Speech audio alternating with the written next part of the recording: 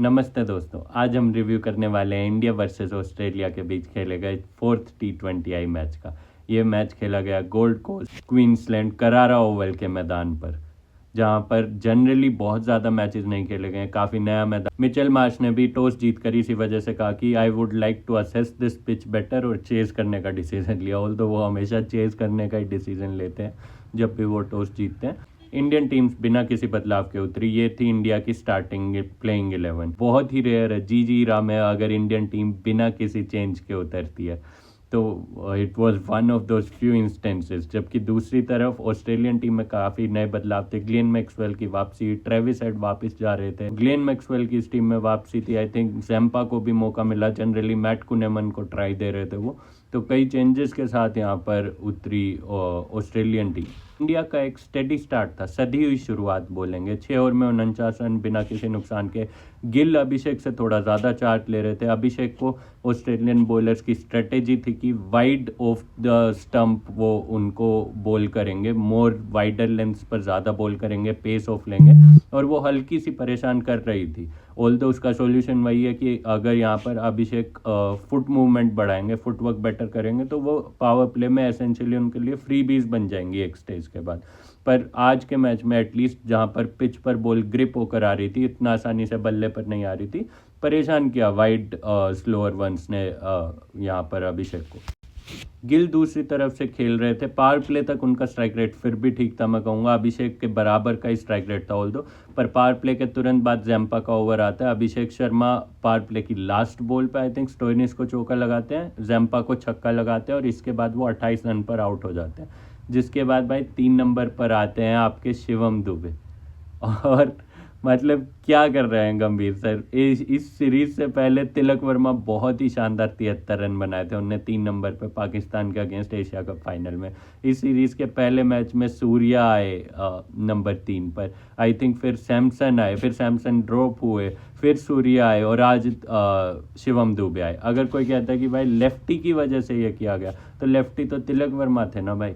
तो समझ नहीं आया कि भाई शिवम दुबे को क्यों 3 पे भेजा गया, कुछ ज़्यादा समझ नहीं आई वो बात कि वो क्यों इतना चेंज कर रहे हैं। 3, 4, 5 में सेटल होने दे सकते हैं इस लाइनअप को बहुत इजीली। आज 3 पे अगर आपको सूर्या भेजना सूर्या भेजते, वरना तिलक को भेजते। क्योंकि क्या हो रहा है ना भाई, अब तिलक ने भी इस मैच में 5 ही रन बनाए। तिलक की फॉर्म अफेक्ट होनी शुरू हो जाएगी, तो आप नहीं चाहते हो कि आपका कोई भी खिलाड़ी बिना कॉन्फिडेंस के वर्ल्ड कप में जाए। तो ये समस्या है। ऑल्दो दुबे की और शुभमन गिल की ठीक ठाक सी पार्टनरशिप रही, जिसके बाद दुबे आउट हुए, फिर आए सूर्या। सूर्या ने टेम्पो को अप किया, 2 गेंद में 2 छक्के लगाए उनने यहाँ पर एडम जैम्पा को, और उसके बाद यहाँ पर शुभमन गिल की विकेट आई। एक स्टेज पे शुभमन गिल 35 गेंद में 37 रन पर खेल रहे थे दोस्तों। ओवरऑल वो 39 गेंद में 46 रन बनाकर आउट हुए, 117 का स्ट्राइक रेट। बात केवल स्ट्राइक रेट की नहीं है दोस्तों, मतलब आप इतना खुद के लिए नहीं खेल सकते। मैं मान रहा हूँ पिच टफ होगी, मुश्किल होगी, हाँ ठीक है, पर सूर्या ने भी उसी पिच में 10 में 20 बनाए। थोड़ा सा स्ट्राइक रेट को 130 140 करके खेल सकते थे। बाकी सब की तो मजबूरी थी, क्योंकि आप इतना स्टेडी खेल रहे थे तो उन्हें मार के खेलना पड़ रहा था। पर अगर आप थोड़ा सा टेम्पो को ऊपर करके खेलते तो शायद वो बल्लेबाज भी लंबी पारियां खेल पाते और एंड तक ले जाते। खैर, इसके बाद सूर्य कुमार यादव आउट होते हैं, तिलक वर्मा जल्दी आउट होते हैं, जितेश आउट होते हैं। नाथन एलिस की एक और अच्छी परफॉर्मेंस, भाई 3 विकेट लिए उनने इस पारी में, और इस सीरीज के टॉप विकेट टेकर है। अगर उनका ये देखें ओवरऑल मैच परफॉर्मेंसेस, काफ़ी अच्छा रहा है। ओवरऑल बेस्ट बॉलर रहे हैं वो इस पूरी T20 श्रृंखला के। और ऑस्ट्रेलिया में आई थिंक कमिंस और हेजलवुड, स्टार्क ने रिटायरमेंट ले लिया, तो उनकी जगह नाथन एलिस तीसरे पेसर खेलेंगे, जो T20I सेटअप का पार्ट होंगे। स्टिल बॉलिंग थोड़ी फिक्स लग रही है। 3 पेसर सेटअप हो गए, एक जैम्पा खिला लेंगे, मैक्सवेल स्टोइनिस ऑलराउंडर। तो bowling worries I think Australia की दूर हो गई है। T20 वर्ल्ड कप के लिए उन्हें बॉलिंग कॉम्बिनेशन मेरी नज़र में पूरा मिल गया है, जहाँ पर बार्टलेट बैकअप होंगे और आपके कमिंस, हेजलवुड, एलिस और जैम्पा मेन 4 बॉलर्स हों। इंडिया के लिए फिनिश करने में बहुत ही महत्वपूर्ण योगदान आया अक्षर पटेल के बल्ले से। 11 गेंद में 21 रन बनाए। वॉशिंगटन सुंदर ने 7 में 12, तो दोनों ने अच्छा कंट्रीब्यूट किया, जिसकी वजह से इंडिया ने 167 रन बनाए 8 विकेट के नुकसान पर। ओवरऑल इस मैदान को देखें तो it was a good score. Average score 165 का रहता है, तो मैच या फाइट पुट अप कर दी। ठीक ठाक स्कोर यहाँ पर लगा दिया था कि बॉलर्स आके अगर अच्छी परफॉर्मेंस देंगे तो फाइट करेंगे, और बॉलर्स ने भाई वही करके दिखाया। सूर्य कुमार यादव ने पावर प्ले में 4 बॉलर्स का यूज़ किया, वरुण चक्रवर्ती, अक्षर पटेल, बुमराह, अर्शदीप, सबको बढ़िया मौका दिया और इन बॉलर्स ने अच्छी ग्रिप भी दिखाई। ऑस्ट्रेलिया का खुद का स्कोर 6 ओवर में 48 रन 1 विकेट था और इंडिया का 49 बिना विकेट के, तो पावर प्लेज इक्वल थे। ये मैच ऑलमोस्ट इक्वल जा रहा था 8-9 ओवर तक, पर अक्षर पटेल लगातार यहाँ पर पहले ओवर में मैथ्यू शॉर्ट को आउट करते हैं, दूसरे ओवर में आई थिंक जोश इंग्लिश का विकेट लेते हैं, और जोश इंग्लिश ने जाने से पहले बुमराह के एक ओवर में 2 चौके लगाए थे। तो दोस्तों ये बात इंटरेस्टिंग है, आपको याद होगा वो आईपीएल एलिमिनेटर लास्ट साल का, बुमराह को 19 रन बनाए थे और बुमराह 3 ओवर में विकेट लेस थे। इस पूरी सीरीज में विकेट लेने में थोड़ा स्ट्रगल कर रहे हैं, मैं यूं नहीं कहूंगा खराब फॉर्म में, क्योंकि बैट्समैन उनके अगेंस्ट बहुत ज्यादा रन नहीं बना रहे। Eventually this is leading into Bumrah का जो कॉन्फिडेंस है, जो विकेट टेकिंग एबिलिटी है, कम हो रही है क्योंकि बल्लेबाज उतना रिस्क नहीं ले रहे। पर जोश इंग्लिश ने उन्हें अब 2 बार टारगेट किया है लगातार एलिमिनेटर ऑफ आईपीएल, और इस तीसरी श्रृंखला में जब उन्हें लगातार 2 चौके लगाए उनके ओवर में। पर इसके बाद अक्षर पटेल जोश इंग्लिश को आउट करते हैं। फिर आते हैं 4 नंबर पे टिम डेविड, और टिम डेविड भाई थोड़ा सा बारी को आगे बढ़ा के लेके जाते हैं। 91 रन 3 विकेट स्कोर था 11 ओवर में, 52 गेंद में 77 रन चाहिए थे, और यहाँ से मैच पलटना शुरू होता है दोस्तों। शिवम दुबे स्लोअर बाउंसर से टिम डेविड को आउट करते, और इसके बाद ऑस्ट्रेलियन बैटिंग लाइनअप में कोई भी टिक के नहीं खेल पाता है। अगला ओवर अक्षर पटेल डालते हैं, वो 3 रन का ओवर डालते हैं। फिर अर्शदीप मात्र 1 रन का ओवर डालते हैं और 1 विकेट ले लेते हैं, वो जोश फिलिपे की।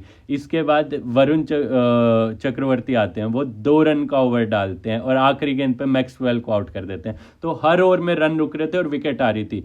बुमराह का ओवर आता है, फिर आते हैं भाई वॉशिंगटन सुंदर इस सीरीज का पहला ओवर लेके, और वो 2 विकेट ले जाते हैं उसी ओवर में। ओवरऑल ऑस्ट्रेलिया 91 पर 3 से 119 पर ऑल आउट हो जाती है, और ये मैच इंडिया 48 रन से अपने नाम करती है। अब तक की इस सीरीज की सबसे कन्विंसिंग विक्ट्री थी ये इंडियन टीम की। 48 रन बहुत बड़ा मार्जिन होता है, बहुत ही क्लियरली यहाँ पर इस मैच को जीता। इस मैच के मैन ऑफ द मैच रहे अक्षर पटेल, बैटिंग में 12 में 21, बॉलिंग में 4 और 20 रन 2 विकेट। अक्षर पटेल ने कुछ वो क्रूशियल परफॉर्मेंसेस दिए जिनकी वजह से वो इस टीम के लिए बहुत ही वैल्यूएबल रिसोर्स बन गए। अगर आप मैन ऑफ द मैचेस की बात इन T20 आई फॉर इंडिया, अक्षर पटेल उस सूची में 4थे नंबर पर आ चुके हैं, विराट कोहली, सूर्य कुमार यादव, रोहित शर्मा के बाद। तो ये दिखाता है कि कितना इम्पोर्टेंट रहे हैं अक्षर पटेल इस पूरे सेटअप के लिए, कितनी क्रूशियल परफॉर्मेंसेस दी हैं उनने इस पूरे सेटअप के लिए। साथ ही बॉलिंग में सबने चिप किया इंडिया के लिए, हर बॉलर ने एटलीस्ट 1 विकेट ली, जिसकी वजह से ये 168 रन का टारगेट हम बहुत ही आसानी से डिफेंड कर पाए। सवाल खड़े हुए हैं शुभमन गिल की इनिंग्स में, क्योंकि थोड़ी सी स्लो इनिंग्स थी वो, पर ओवरऑल मैच जीत गए तो शायद इतने सवाल ना हो रहे हो। But I would still say कि अगर ये नॉकआउट या क्वालिफायर होगा तो ये इनिंग्स मैच हर्ट कर जाएगी। तो यहाँ पर खुद के रन्स के लिए खेलना भाई कोई बहुत ही ग्रेट साइन नहीं है। अरे ये अपने लिए खेला है यार, मुझे यकीन था ये अपने लिए खेला है आज, इसीलिए पहले बोला मैंने ये रन हुए ही जा रहे, क्योंकि इसको आज परफॉर्म करना था, वरना इस पर आलू था कि तुम बाहर हो जाओगे। Opening is still a worry, Surya का average is still a worry. Last अगर कुछ इनिंग्स की बात करें 2025 में शायद 14 का एवरेज है सूर्या का। तो बैटिंग में थोड़ी सी वरीज हैं, बॉलिंग लाइनअप थोड़ी फिक्स लग रही है, अच्छी लग रही है जब से अर्शदीप इस सेटअप में आए हैं। और अगर आप देखें अर्शदीप और बुमराह का स्टैट है, लगातार 12 T20 आई खेले हैं और एक भी T20 आई नहीं आ रहे। तो बॉलिंग लाइनअप, जैसा कि मैंने 3rd T20 आई में भी कहा था, बॉलिंग लाइनअप लुक्स फिक्स्ड कि भाई आपके पास वरुण चक्रवर्ती हैं, अर्शदीप हैं, बुमराह है, इसके अलावा ऑलराउंडर्स है। इसमें हार्दिक पांड्या और ऐड करेंगे तो ये बहुत लीथल हो जाएगी। बैटिंग में 2 वरीज हैं अभी, ओपनिंग सूर्या का फॉर्म, शुभमन का और सूर्या का फॉर्म, और इसके अलावा 3, 4, 5 फिक्स करना। 10 T20 आई बचे हैं हमारे पास, साउथ अफ्रीका और न्यूजीलैंड से 5-5 T20 आई की सीरीज है।